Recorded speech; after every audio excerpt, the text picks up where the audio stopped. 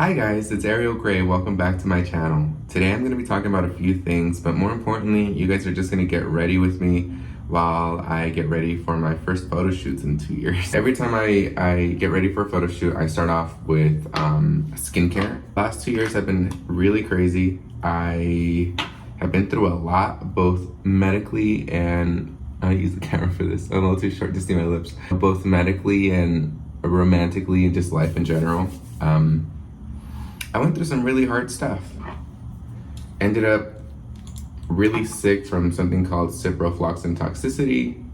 Sorry guys, something happened with my phone. But anyways, I ended up taking an antibiotic called ciprofloxacin, which created something really rare called ciprofloxacin.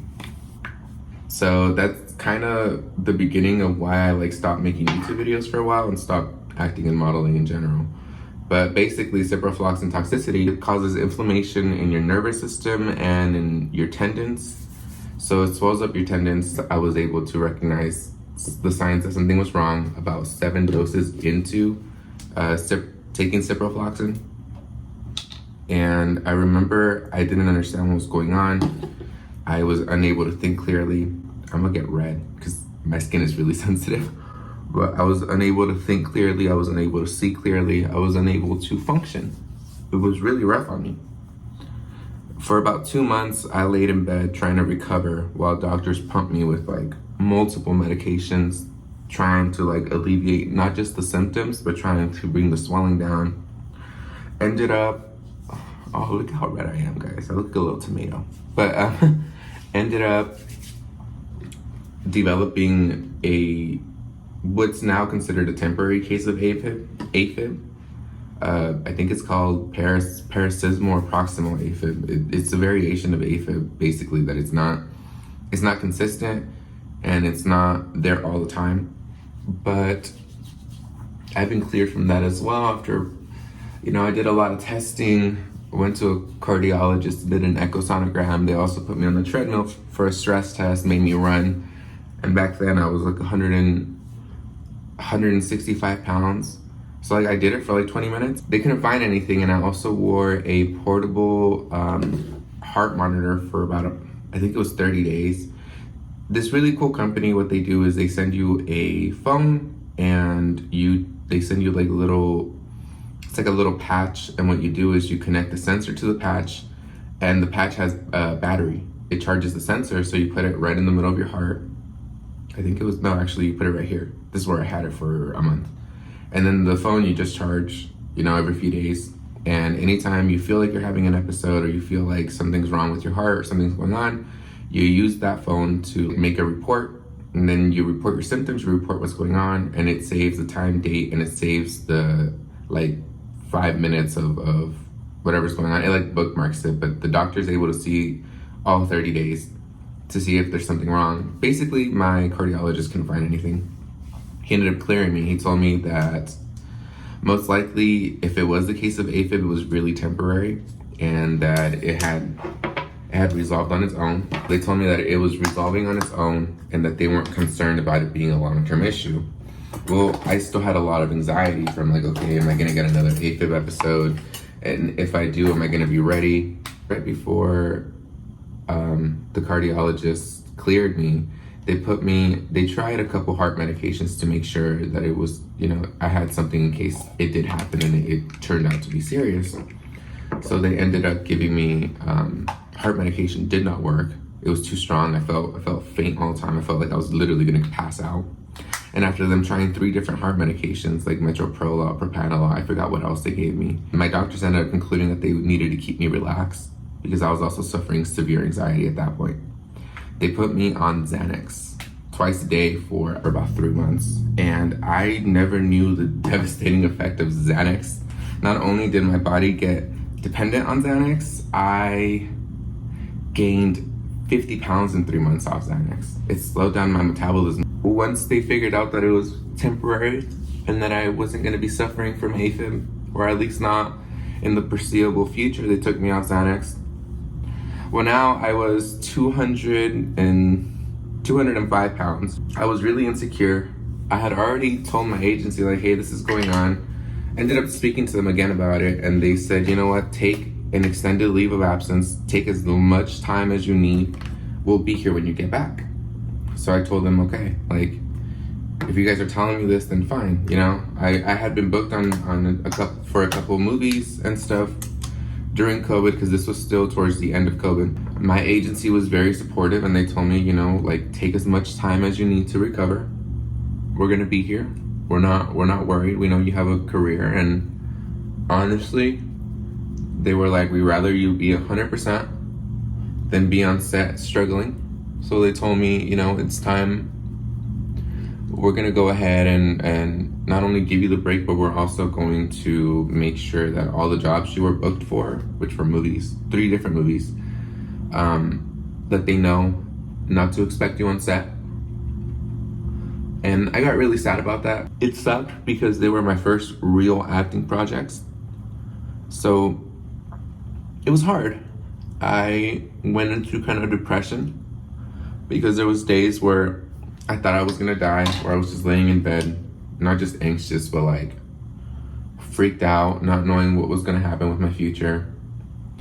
I should have done this first, but I had also just kind of given up for a little while. I was very depressed, I was very anxious, and slowly started working for a delivery company, actually, which I'm not allowed to talk about because we're in court. But I ended up starting working for them slowly, and it was more of like I had already started physical therapy at that point. One of my doctors didn't fully believe what was going on with me, so I told them, okay, you know, like, bye, because when a doctor doesn't believe me and I have a real issue, I'm gonna go find a new doctor, which you guys should too, because a lot of people are like, oh yeah, my doctor this, my doctor that. If your doctor is not paying attention to you or listening to what you're saying, get a new doctor. So I ended up having to find a new doctor, and this doctor took me much more seriously. She's like, yeah, this is an extremely rare condition, but you are suffering from the symptoms. So she started treating me. She ran a lot of blood work. She could conclude that from all that was going on and stuff, my vitamin levels were really low, and that might be the reason why I was suffering from these like special, like extra side effects, like inability to sleep. I had foggy memory. It was hard to concentrate. I was still suffering from pain all over my body and stuff like that. I was always dizzy. And honestly, the vitamin regimen helped a lot. I'm not gonna sit here and lie. I don't believe in vitamins, but I really didn't. And now it's like I get checked every like 4 to 6 months just to make sure everything's fine. Yeah, this doctor really helped me out, made me feel really good. But she started treating me for my issues and stuff, and checked up on me a lot. And I started feeling better. Well, now I had to get back to my career somehow. I didn't know how. I was like 50 pounds overweight. I guess overall, it just took a really long time to feel normal. Even now, I want to say like the last year, maybe I've been feeling normal. And it's been almost 2 years, almost 2.5 years actually. I moved to a town about 40 minutes away with my brother and his nephew. I felt pretty good. I was working a lot. I was struggling a little bit with like moving around and stuff, but I was able to manage my schedule really well. So I did my best. I started feeling physically better a little bit over time. At that point, I was struggling with the Xanax. I believe I was still on it. It was like the end section of it when I moved. It was really stressful. I remember it being extremely stressful. When I came off the Xanax, I was told 8 days instead of 8 weeks. So when I started, or at least I heard that, when I started weaning off of it, I went into withdrawal, and they had to put me on other medications to like alleviate that with those withdrawal symptoms a little bit better, which really helped. My skin condition on my face pisses me off, so I avoid too much redness. Now some things kind of changed for me. I met somebody that I was dating for a while.